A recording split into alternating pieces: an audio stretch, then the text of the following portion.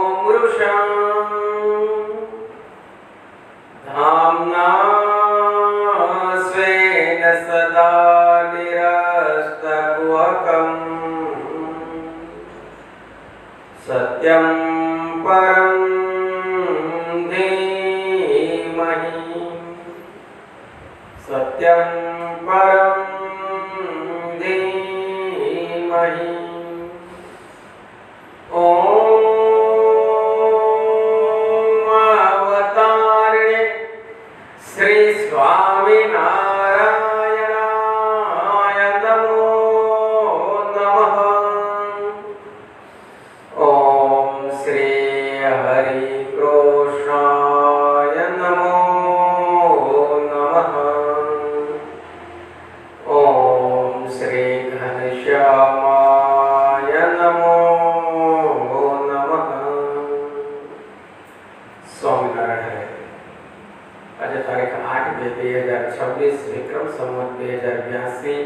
महावत सातम रविवार। आज श्री स्वामीनारायण मंदिर भावनगर लोखंड बजार तथा आंकलाव आनंदना देवोनो पाठोत्सव અને સાથે સાથે શ્રીનાથજીમાં નાથદ્વારા મંદિરનો પણ ત્યાં પાઠોત્સવ છે। અને આજે રવિવાર એટલે સંધ્યા સભા એ પણ રાબેતા મુજબ થશે, તો એનો પણ દરેક ભક્તોએ ખાસ લાભ લેવો। વચનામૃત ગઢડા અંત્ય પ્રકરણનું પહેલું શું આવ્યું હતું કાલે?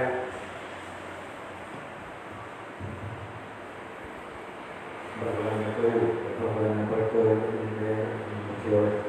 જ્ઞાન હોય તો હેતુ જ્ઞાનના રૂપમાં ભગવાને કહ્યું જીવનભાઈ દેવરામ અને પ્રભાશંકર એ લોકો જ્ઞાનના કરતા એમાં આપણે દેવરામ પ્રભાશંકરના જ્ઞાનના જેવા જોયું। દેવરામ સ્વતંત્ર એ ભણવાના હતા અને ભગવાનને બહુ ભેટ કરવાના હતા, પણ સફળ થયો। સુંદર રસોઈ થઈ ગઈ, ભગવાન ધન્યવાદ તરત જ ભગવાન આવ્યા રસોઈ જમી ગયા હતા। પ્રભાશંકરની વાત કરી, પ્રભાશંકર ભગવાનની આજ્ઞા કરવામાં સાધન રહેતા હતા। એમના પોતાના લગ્ન હતા કરવાની કર્યા ભગવાન એટલામાં સંદેશ આવ્યો ભગવાન કામ છે બોલાવ્યો સીધા પછી ભણવા આવી ગયા।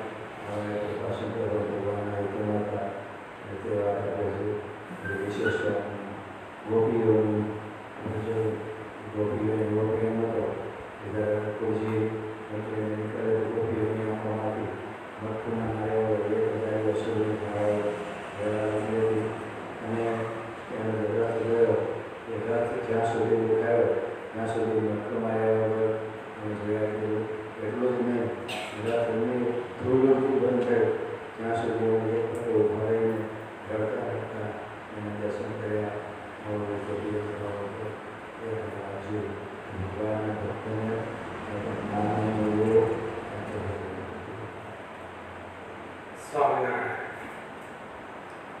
અને જેને જ્ઞાનનો અંગ હોય તે ભગવાનને અંતર્યામી જાણે અને એમ જાણે જે ભગવાન તે કોઈનું કહ્યું સાંભળે જ નહીં। ભગવાન તો જે ભક્તનું જેવું અંગ હોય તેને તેવું જાણીને તેવી રીતે કહે છે, પણ કોઈની શિખામણી કરીને ચાલતા નથી। અને જે એમ જાણે જે ભગવાન તો કોઈના શીખવા થકા મારામાં વાંક નથી તો પણ મને કહે છે, તેને તો ભગવાનના સ્વરૂપનું જ્ઞાન જ નથી। અને આ સંસારમાં પણ જે મનુષ્યને જે સંગાથે સ્વાર્થ હોય તેનો કોઈ રીતે અવગુણ લે નહીં। શા માટે? જે એને પોતાના સ્વાર્થનું હેત છે। તો જેણે ભગવાન સાથે જન્મ મરણના ભય થકી છૂટવાનો સ્વાર્થ જાણ્યો હોય તેને કોઈ રીતે ભગવાનનો અવગુણ આવે નહીં।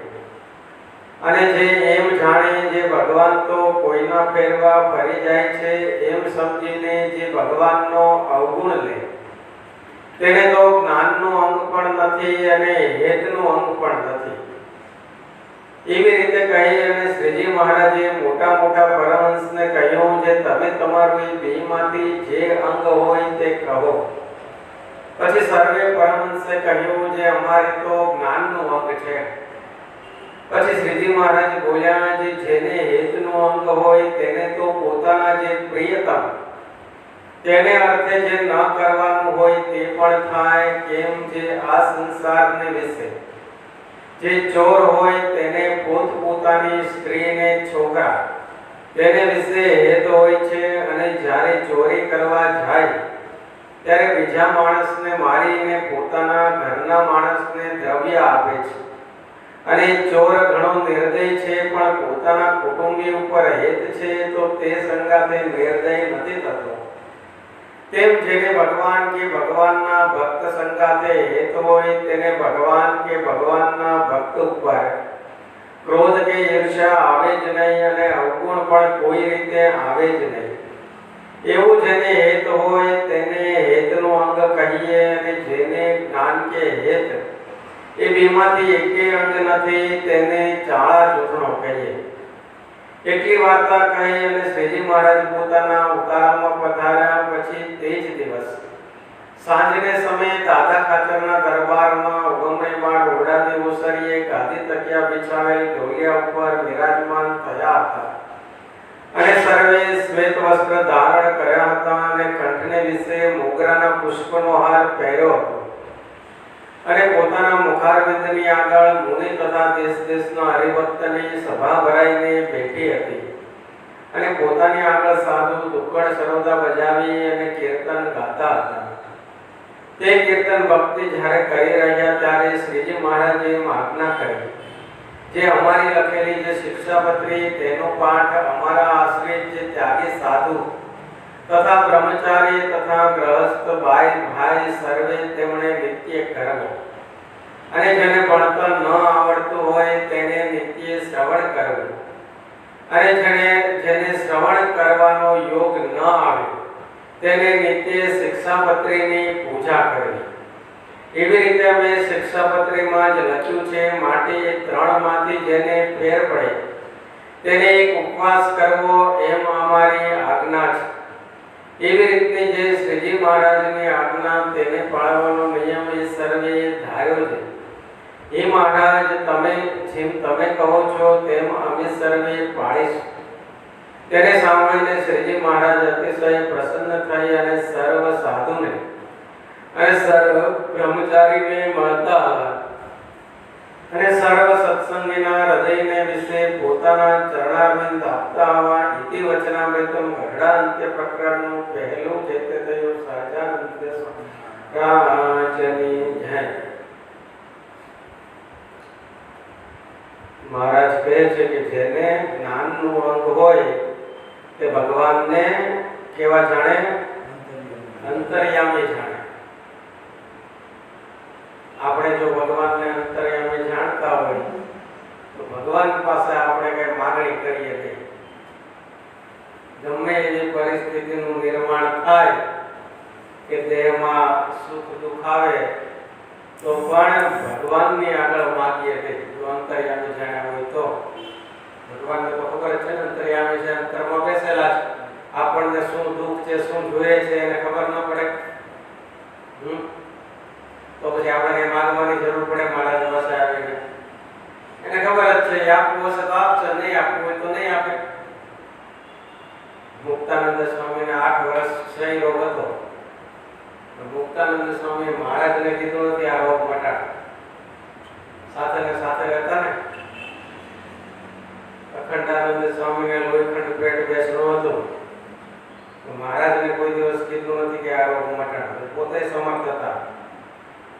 આયાત્માનંદ સ્વામી જો એને 118 વર્ષનું દીર્ઘ આયુષ્ય, છેલ્લી અવસ્થામાં ખૂબ બીમાર હતા, અને શિવલાલ શેઠે સેવા કરેલી એમની. પણ તોય પોતે કોઈ દિવસ એમ નથી કીધું મહારાજને કે મહારાજ અમારું દુઃખ તમે ટાળો. સુકાનંદ સ્વામીને ઝીણો તાવ રહેતો કાયમ. મહારાજની સેવામાં રહે ને મહારાજના લઈયા એટલે આવી રીતે મહારાજનું કામ અટકી જાય એટલે મહારાજે તાવ ખેંચી લીધો અને એકદમ સારા કરી દીધા. પણ જ્યારે મહારાજ ધામમાં જવાનો સમય થયો ત્યારે સુકાનંદ સ્વામીએ શું કીધું મહારાજને કે મહારાજ આ તાવ મને પાછો આપી દો. આપણે દૂર કરવાની વાત કરીએ. સુકાનંદ સ્વામીએ શું કીધું કે મને પાછો આપી દો, કે હવે તમારે કઈ કામ છે નહીં, તમે અંતર ધ્યાન કરશો પછી મારી પાસે કઈ કામ રહેશે નહીં. તો અંતરમાં જો થોડો ઘણો તાવ રહેશે, વ્યાધિ રહેશે તો તમારું અખંડ સ્મરણ થશે. દેહ સારો હોય ત્યાં સુધી સ્મરણ ન થાય. જેવું કંઈક દેહમાં દુઃખ આવે, રોગાદિક આપતકાળ આવે એટલે તરત ભગવાન યાદ આવે. નહીતર ન યાદ આવે. સુખમાં સાંભળે સોની અને દુઃખમાં સાંભળે ભગવાન. બરાબર ને? એટલે આવું છે જીવનું. દુઃખ હોય ત્યારે ભગવાન સાંભળે, સિવાય ભગવાન સાંભળતા નથી. સુકાનંદ સ્વામીએ પોતાનો તાવ પાછો માંગી લીધો. વિચાર कुंताजीए पण શું કીધું? कुंताजी तो मान के लीनो यही भक्त के रीति है। श्री कृष्ण भगवान જ્યારે કુરુક્ષેત્રનું યુદ્ધ થયું, પાંડવોને હસ્તિનાપુર મળી ગયું, એ બધું સુખ સંપન્ન બધાય બધું સરસ મજાનું થઈ ગયું, વ્યવહાર બધું સારું થઈ ગયું, એ શ્રી કૃષ્ણ ભગવાન કે અમે હવે અહીંથી વિદાય લઈશું। ભગવાને શું કીધું? હવે હસ્તિનાપુરથી વિદાય લઈશું।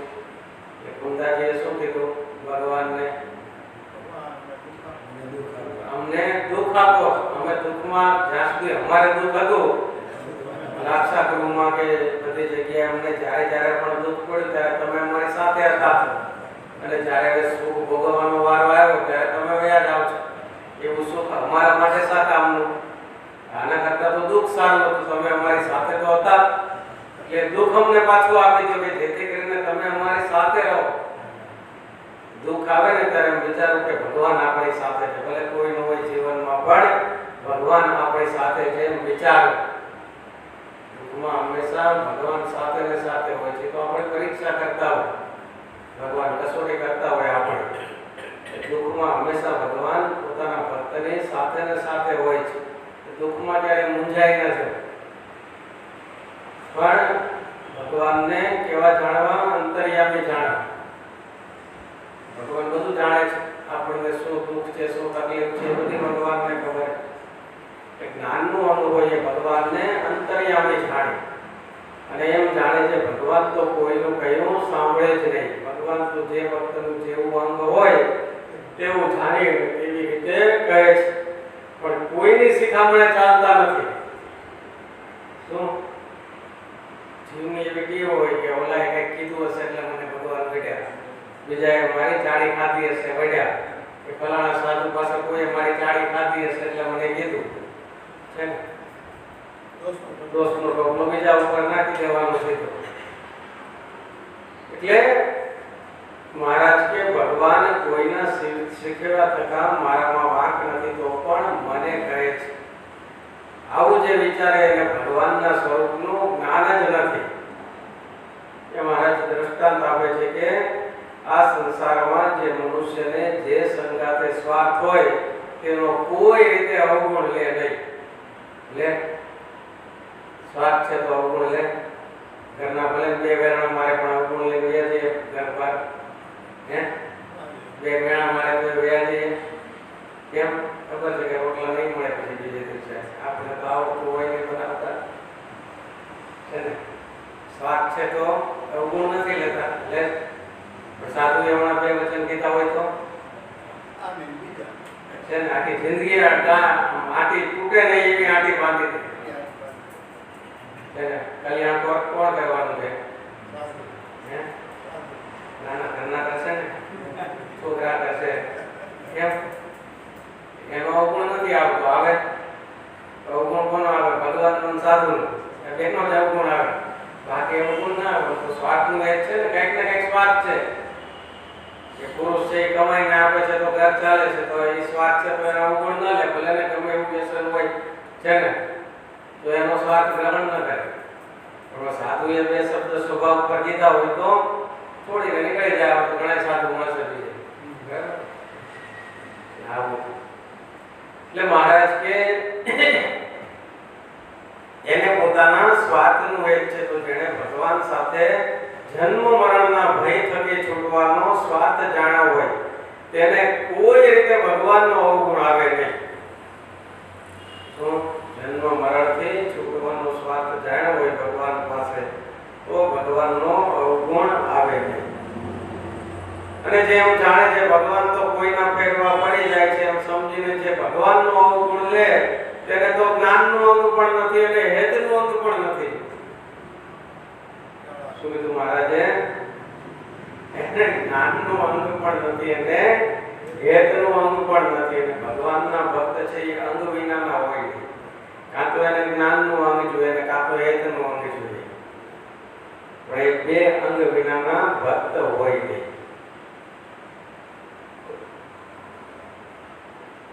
શ્રીજી મહારાજ એકવાર રાજકોટ હતા, રાજકોટથી નીકળી અને વડા ગામ, ત્યાં આટલા માસે ક્યાં વડા ગામ, એટલે વડા ગામ પધાર્યા. ત્યાં મહારાજે ઉપદેશાત્મક વાતો કરી સંતો હરિભક્તો જે સાથે હશે કે મહારાજની વૃત્તિ કેવી હતી, જ્યાં પણ મુકામ થાય ત્યાં સુધી કથા વાર્તા શરૂ થઈ જાય. આપણે ગામની ચોવડ શરૂ થાય કે ભગવાનની કથા વાર્તા શરૂ થાય છે. આપણે તો પદયાત્રામાં ગયા હોય તો ગામની ચોવડો ચાલતી હોય ભજનની જગ્યાએ. એટલે મહારાજે ત્યાં ઉપદેશાત્મક વાતો કરી, ગીતાની ભગવદ ગીતાની વાત કરી અને નિર્માણીપણો વગેરે જે ભક્તના ગુણ કયા છે ગુણો કીધા. અને પછી કહે છે મહારાજ કે સંતોના ગુણોનું વર્ણન તો વ્યાસ મુનિએ અનેક જગ્યાએ કર્યું છે. અને સાધુ થવા છતાં પણ જે સંતના ગુણોને જીવનમાં ન ઉતારે તેને પાપ લાગે છે. શું કીધું? સાધુ થાય અને સાધુતા ન કેળવે, સાધુતા ન શીખે એને શું થાય છે? પાપ લાગે છે. હરિ વિનો ઓર મે રાગ સોઈ સંત સબ પાપ કહત અપલક્ષણ કર્મ ત્યાગ અરુ અભક્ષ ही कहे जो ते ही संत के जितने गुण संत जन नित्य सिखत ते ही त्याग करत अवगुण ओलख के एक एक ते हूँ. भगवान सिवाय अन्य पदार्थों जे राग थाय તેને બધા સંતો છે પાપ કહે છે. સંતોએ બધા જ અપલક્ષણ અને અભક્ષ કહેવાતી ચીજોનો ત્યાગ કરવો જોઈએ. સંતોને મહારાજ ઉપદેશ આપે છે. ગીતા અને વ્યાસ મુનિએ જે જગ્યાએ સંતોના લક્ષણો કયા છે એ જોઈ અને મહારાજ ઉપદેશ આપે છે. અને જે ખરા અર્થમાં સંત હોય છે તેઓ તો સંતોના જેટલા ગુણો કહેવાય છે તેને નિત્ય શીખે છે અને પોતાના એક એક અવગુણોને ઓળખી અને તેનો ત્યાગ કરી દે છે. ऐसे संत को करत जेहि संगा ताकू लगत है हरि को रंग लगत है झाको जन्म मरण भय करत है ताक. આવા સત્પુરુષ, આવા જે સંત છે એનો સમાગમ જે લોકો કરે છે તેને ભગવાનનો રંગ લાગે છે. શું થાય છે? ભગવાનનો રંગ લાગે છે. અને જેને ભગવાનનો રંગ લાગે છે તેને જન્મ મરણનો ભય ટળી જાય છે. સૌથી મોટો ભય જીવનમાં શું છે? જન્મ મરણનો. મૃત્યુ જેવો ડર તો એક વસ્તુનો નથી. આ ક્રૂરમાં ક્રૂર અને ખાતરીમાં ખાતરી જે પણ મનુષ્ય હશે એને પણ જો મૃત્યુનો ડર તો એને લાગતો હશે. એને ખૂબ પાપ કર્યા હોય પણ મૃત્યુ સમય એવો છે ને કે ભલભલાને તકલીફ પડી જાય અને તેનાથી લક્ષચોરેસના અનંત પ્રકારના દુઃખોનો અંત તત્કાળ આવી જાય છે. અને ભગવાનનો રંગ લાગ્યા સિવાય બીજા કરોડો ઉપાય કરવામાં આવે છતાં તેને કાળ અને માયા છોડતા નથી.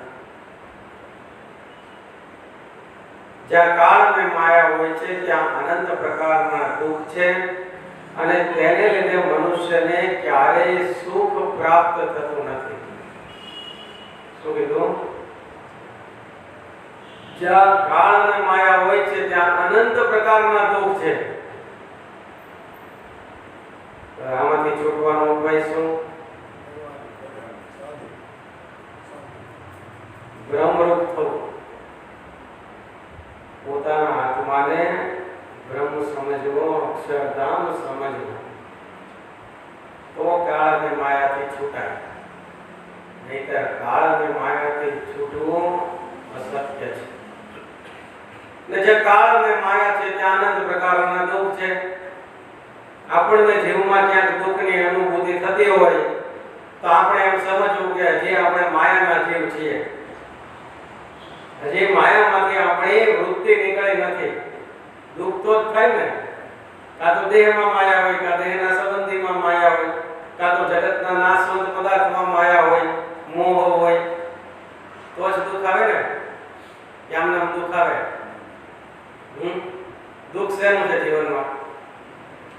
મોહ માયાનું દુઃખ છે, બીજું તો કોઈ દુઃખ છે નહીં. અને મોહ માયા દૂર થઈ જાય તો પછી કઈ દુઃખ છે નહીં જીવનમાં. જીવ તો બ્રહ્મરસ ભોગવનાર સિદ્ધને માયા નોખા માર્ગ છે ને બ્રહ્માનંદ સ્વામી. જીવ તો બ્રહ્મરસ ભોગવનાર સિદ્ધને માયા નોખા માર્ગ. આપણે બ્રહ્મરસ ભોગવનાર છે, આપણે શા માટે માયાની લાતો ખાવી? પણ થવાતું નથી ને, તકલીફ ત્યાં છે. બ્રહ્મરૂપ થવાતું નથી, તરત દેહ ભાવ આવી જાય. દેવા મંદિરથી બહાર નીકળી એટલે દેહ ભાવ આવી જાય, બધું ભૂલાઈ જાય. આત્મા છું, બ્રહ્મ છું, બધું ભૂલાઈ જાય ને. એટલે જ્યાં કાળ અને માયા છે ત્યાં અનંત પ્રકારના દુઃખ છે અને તેને લીધે મનુષ્યને ક્યારેય સુખ છે પ્રાપ્ત થતું નથી. આવા કાળ અને માયાના દુઃખની તપાસ જે કરતો રહે છે તેના હૃદયમાં ભગવાન નિવાસ કરીને રહે છે. હરિ નિવાસ ઉર કરત જાય, સત મે રુચિ હોવત તાય. જ્યાં લગત રહત પાપ ઉર જેગી, સચ્ચે સંત જો ના રુચત તેજી. સુગદ્વાતાનંદ સ્વામીએ જેના હૃદયમાં ભગવાન વસે છે તેને સંતોમાં રુચિ થાય છે. જ્યાં સુધી જેના હૃદયમાં પાપ રહેતું હોય ત્યાં સુધી તેને સાચા સંત રૂચતા નથી. પાપ હોય અંતરમાં ત્યાં સુધી સાચા સંતમાં રુચિ ન થાય, એમાં હેત ન થાય. અને જ્યાં સુધી સાચા સંતમાં હેત થતું નથી ત્યાં સુધી ભવરોગ પણ અસાધ્ય છે એમ જાણવું, એ મટવાનો નહીં. ભવરોગ સાચા સંતમાં જ્યાં સુધી હેત પ્રીતિ નહીં થાય ત્યાં સુધી ભવરોગ ક્યારેય મટશે નહીં. અને જેને અસાધ્ય રોગ થયો હોય તેને બોલવાનું પણ ઠેકાણું હોતું નથી. અને આવા જે છે એને સંતો ક્યારેય ઉપદેશ કરતા નથી. ને કદાચ જો સંતો ઉપદેશ કરે તો એની સાથે દ્વેષ કરે. અને જે સંતો જ્ઞાની હોય છે તે બધી વાતોને જાણતા હોય છે. જ્ઞાની સંતો હોય એ બધી જ વસ્તુને જાણે છે. રઘુનાથદાસ મહારાજે ઉપદેશ કર્યો પણ પૂછ્યું એને વિક્રમાંતરમાં શું થયું? ભ્રમણ થઈ ગઈ, બધી વાતો ઉલટી થઈ ગઈ. એટલે આવાને અસાધ્ય રોગ થયો છે એમ જાણવું. એટલે જે સંતો જ્ઞાની હોય છે તે બધી વાતોને જાણતા હોય છે અને મુખથી કોઈ બોલે કે તુરંત તેને ઓળખી લે છે. જે મનુષ્ય સત્યને અને અસત્યને સમજી શકતો હોય તેની બુદ્ધિ સાધ્ય કહેતા સુધરી શકે તેવી છે એમ જાણવું. આવી રીતે જ્યારે મહારાજે સભામાં વાત કરી ત્યારે જે મુમુક્ષુ અને સાચા હતા એમણે શ્રી હરિને સાચા અર્થમાં ભગવાન છે એમ માન્યું અને બધા સંતો પણ યથાર્થ રૂપમાં સંત છે એવું સૌ એ વખતે કહેવા લાગ્યા. એમાંથી લગભગ મોટા ભાગને વર્તમાન અને નિયમ ધારણ કર્યા. બધા પ્રકારનો કુસંગ છોડી દીધો અને સંતોમાં પૂજ્ય બુદ્ધિ થઈ અને પાખંડી ગુરુઓનો અભાવ આવ્યો. મહારાજની વાત સાંભળી એને સત્ય મનાઈ ગઈ.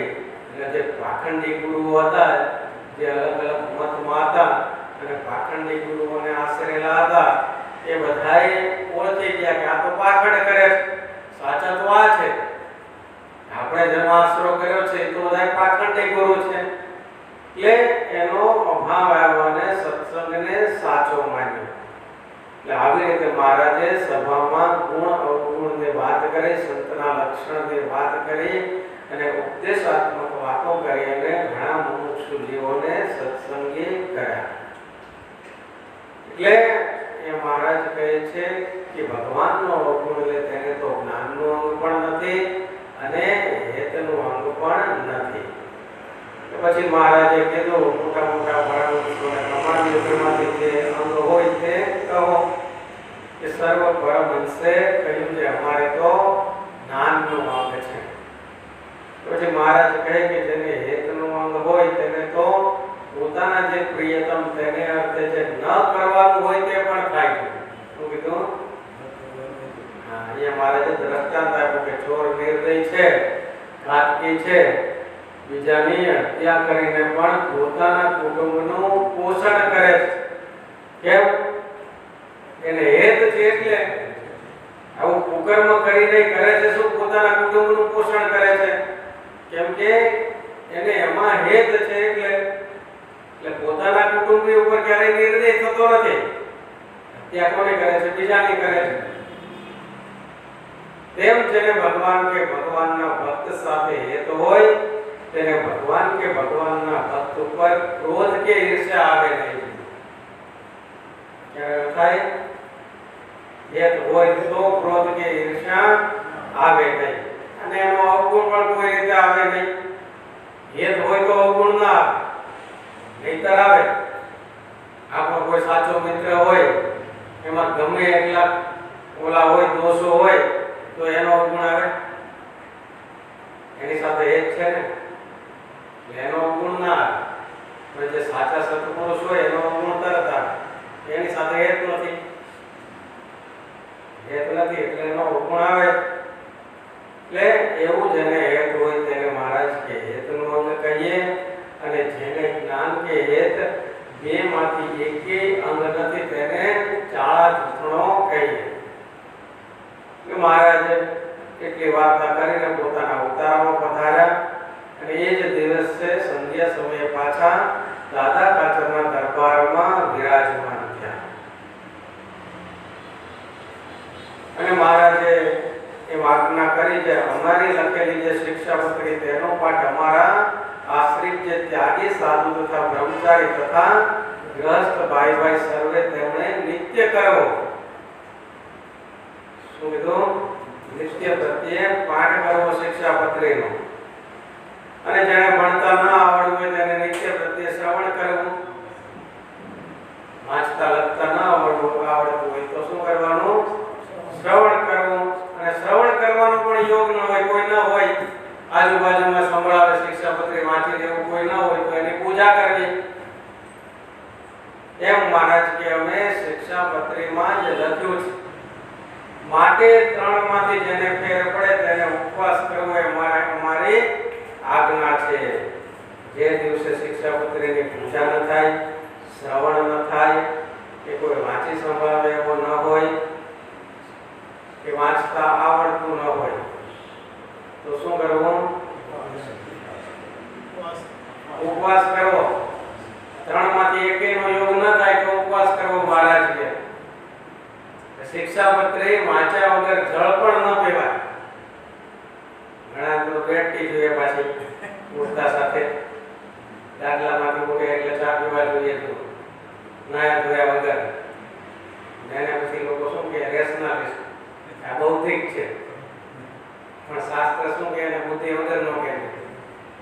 ભલે બીજા લોકો એને બૌદ્ધિસ્ટ કહેતા હોય, આવી બધી કુટેવો હોય, પણ એક સત્સંગી તરીકે આપણે ક્યારે શિક્ષાપત્રી વાંચ્યા સિવાય ઓછામાં ઓછા 5 શ્લોક તો જરૂર વાંચવા. આખી શિક્ષાપત્રી ન વાંચે તો કાંઈ નહીં, 5 શ્લોક તો ઓછામાં ઓછા વાંચવા.